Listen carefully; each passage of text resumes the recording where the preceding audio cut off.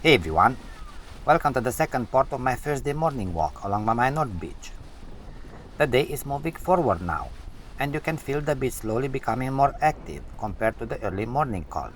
I'm still walking right along the shoreline, passing by the main beach areas and open sandy stretches, by the steady sound of the waves in the background.